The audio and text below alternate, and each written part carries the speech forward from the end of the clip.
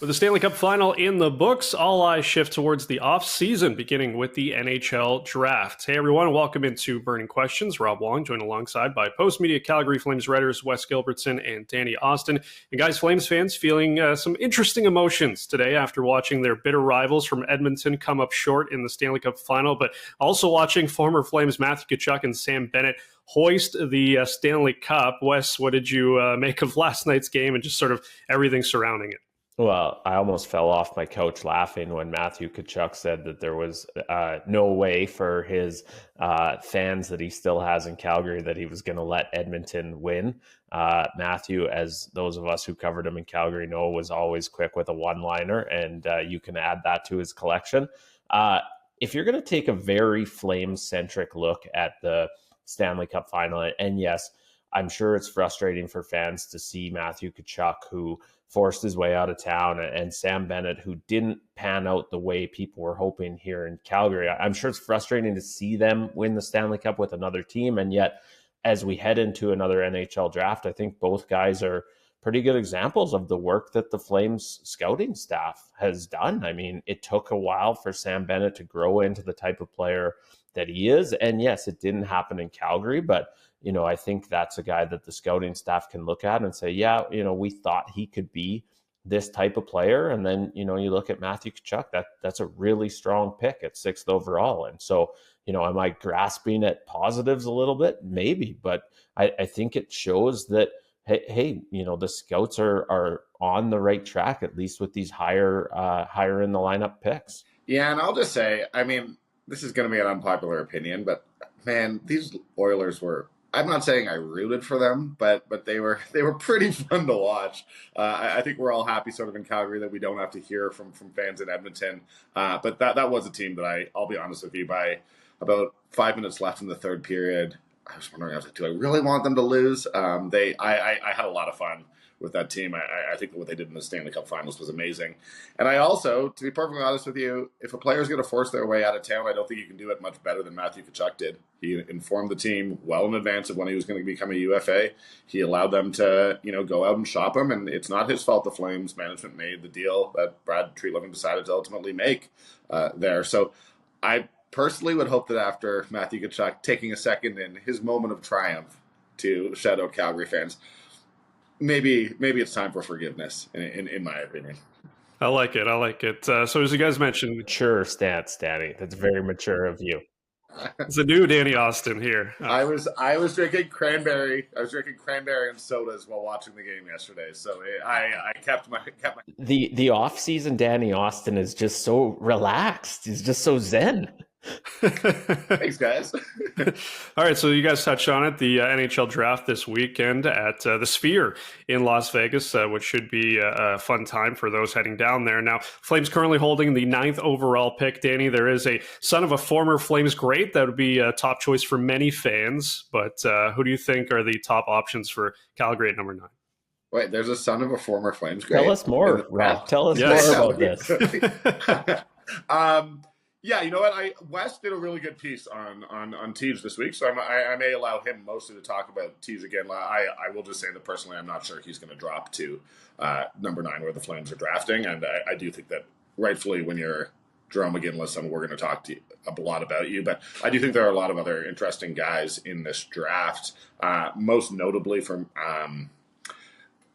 me, I would say that I spoke with Todd Budden late last week, and he said that with that number 9 pick, they've got 12 players. They don't know who's going to go ahead of them, so they need to have a long list of guys who they are considering. And I think that there's 7 defensemen and 5 forwards. I think a lot of Flames fans would love to see them acquire sort of a high-end center. But the reality is they're going to take the best player available, and I think that is the right route. Yes, this team has acquired a lot of young defensemen over the years, or over the last year, but you really can't have enough. So we'll see who's available, but it does really, I got to tell you, Todd Budden really, really seems locked in and like he's enjoying the process, and they have so many picks, and as sort of director of amateur scouting, you can't get much better. So I'll let now Wes sort of go into more details, certainly with Tees, and I know he has a couple names, but I know that they have 12 guys they're looking at. There's a long list, and they really, really like the talent that is available. Yeah, for Flames fans who maybe don't remember the name Jerome McGinley, he scored only 525 goals on behalf of the franchise. Jerome, as everybody knows, whether you live in Calgary or not, Jerome was the face of the Flames franchise forever. You do not get much dispute when you tell anyone he was the greatest player in team history. He really was. And so, yes, the connection to Tej is obvious. Do I think he gets past maybe Montreal at 5 or Utah at 6? I'm really not sure about that. But, connecting the dots, it's a great storyline, right? Another Ginla. That's something that this franchise would certainly celebrate if he was available at 9. Another thing sort of adding to the appeal is that Tej is probably going to play center for the Kelowna Rockets next year. If he's a guy that can maybe play that position, that's just a further need for the Flames. The other name that really strikes me is Berkeley Catton, Spokane Chiefs of the Western Hockey League, put up a ton of points. Considered one of the more offensively dynamic guys in the draft. Another center, albeit slightly undersized, and a guy who can kind of skate like the wind. If Tej Ginla is gone, I wonder if Berkeley Catton might be the fit there. All right, so some interesting names to look for this weekend. And apparently, guys, this is the time of the year when all the goalies get traded in the NHL. Jacob Markstrom, one of the first that got it started, finally landing in New Jersey after much speculation. Wes, is it possible that some other veteran pieces could be on the move this summer if Craig Conroy has his way? Well, it's certainly always possible. And you look out at the guys who are going to be UFAs next year. Andrew Mangiapane is maybe the headliner on that list. You have Andrei Kuzmenko and Yegor Sharangovich, who suddenly do a massive payday off, coming off a 31 goal season. So, if there's no contract fit there long term, and with probably at least 2 of those guys, I don't think there will be. I think you could see some more pieces on the move. There's been a ton of speculation already about Rasmus Anderson with 2 years left on what's really a sweetheart deal. This is a retool or reconstruct or whatever you want. There's going to be speculation about every veteran guy. Does he want to be here? Does he want to be a part of this? And while we could, throw all the re's on the table, you got the rebuild and the retool and the whatever you want to call it. What sort of defines a retool, at least from my vantage point, is that you're not tearing it down to the studs. And that means you're keeping some of those veteran guys. Could you trade 1 or 2 of them? For sure, but I don't think this is a fire sale in Calgary. Yeah, and I think the question there also may be, do any of those veterans sort of force the Flames' hand? And I don't think we've seen any evidence that the likes of sort of Blake Coleman or Nazem Kadri are going to go and say, hey, we don't want to be a part of this, get us out of there. And we know that from the Flames' perspective, when they brought up Connor Zary and Martin Pospisil, the work that Nazem Kadri did with them last season to help in their development, to help in their growth, just help them to adjust being everyday NHL players was absolutely invaluable. So you want guys like that around. At the same time, if you're Blake Coleman and Nazem Kadri, man, Wes and I were talking earlier, and I was saying, I looked at yesterday's game, and, a lot of the guys, the stars of that series, that Panthers-Oilers series, were drafted in 2015. And they're absolute superstars. This takes a long time to become a cup contender.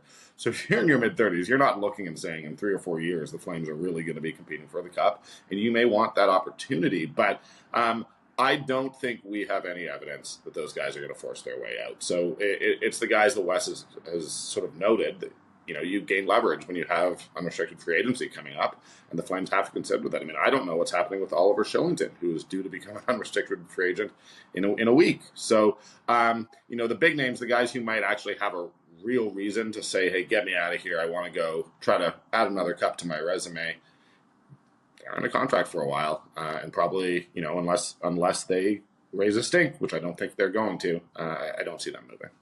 Well, it is setting up to be a pretty busy week for the Calgary Flames. As always, leave your thoughts in the comment section below. For Wes Gilbertson and Danny Austin, I'm Rob Wong. Thanks for watching, and we'll talk to you next time.